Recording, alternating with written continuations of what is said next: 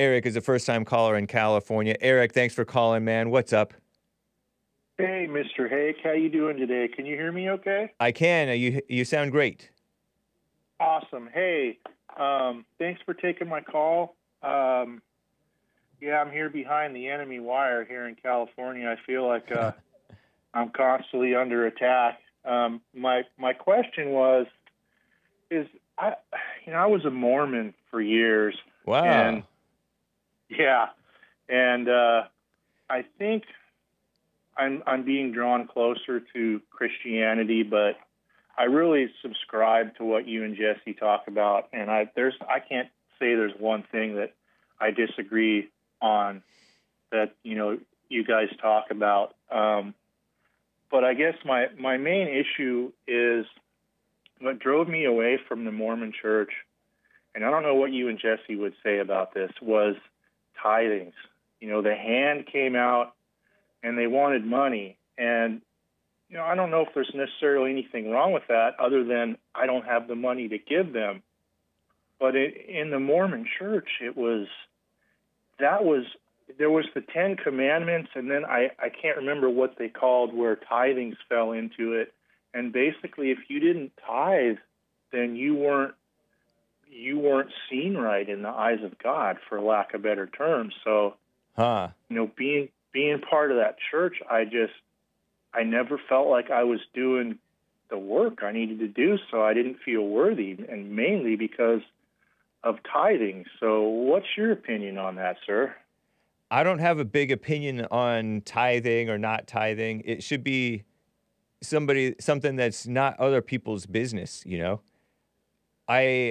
I know that in the Old Testament, God had them give 10% of whatever they got to him somehow, some way.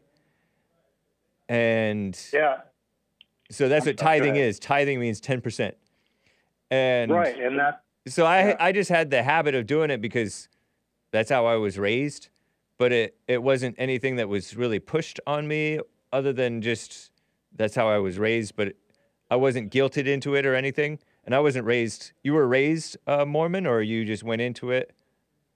No, sir. I was not raised with any religious faction, so to speak. I had some trouble in my life and didn't know where else to turn about 11, 12 years ago. Okay. And there was a church close to my house, and actually the missionaries, that's right, the missionaries started coming by. Yeah. And instead of turning them away, I let them in the house. So yeah, that's what turned me on to that. So that's why it was troublesome for you, because you weren't raised with it. You weren't raised with tithing naturally all the time anyway. So it was maybe more of a struggle for you financially. You were not in a position to be able to spare that type of money or whatever. Yeah, it was. I mean, I'm a blue collar worker. Me and my wife both work every day, and we have a child. And yeah, I mean, I guess I could, and realistically, I could spare the money, but then I wouldn't be saving for my retirement. Yeah. I mean, my friend in the church, I think he gave $23,000 last year. That was 10%. He makes a lot of money. Yeah. But you don't want to do it you should not do it out of this false notion of guilt or this obligation, which is the same thing, basically. You don't want to do it like that. You should be giving from the heart. God loves a cheerful giver. You should be giving cheerfully, or not be. I mean, you should just give as the Lord leads you. I don't think that you necessarily have to have it like that now. And with I don't know if the tithing thing really applies. Applies like it's a rule. God said, "Test and see," and blah blah blah, and all, like you'll get back what you give, more than what you give, or something like that. So you don't want to have a needy relationship with money, nor do you want this guilt relationship with God.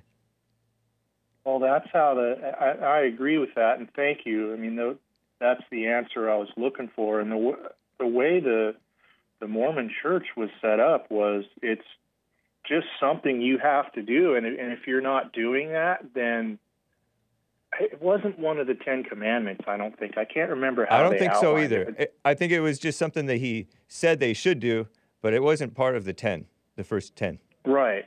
Okay, so I don't know what the definition of it was in the Mormon religion, but basically, if you weren't doing it, you weren't seen right in the eyes of God. So, and Jesse talks about not reading the Bible, if I'm not mistaken. He says read it. He says read it. It's good to read, but not to remember. Not try to, because when you're trying to remember it, when you're interpreting it and getting all into it and studying it, he says that's Satan gets into your mind and interprets for you. As soon as you see these words, you start thinking that you know what it means, and your mind tells you, and all these other people tell you what it means, and there's no room for the Spirit to bring understanding. That makes sense, because I listen to it every day on the way to work, but I have a trouble remembering it. I would have to just grind away at it to remember it. Yeah. So that's good to know. Some of the Jews are good at memorizing stuff, and I think Jesus, in Jesus' time, they would memorize that stuff. But that didn't help most of them. It did not help most of them at all. Okay. Yeah. And hey, one quick question. I know you got a program here. I got one more. All right. Do I need to go to church to be worthy of God's love and worthy of Him welcoming me into His kingdom when that time comes, or can I just practice Christianity on my own with my family? I don't think that God said that you have to go to church to be welcomed or loved by Him. So no, I don't think you have to. It does say in the Bible, don't give up. Let us not give up meeting together, as some are in the habit of doing.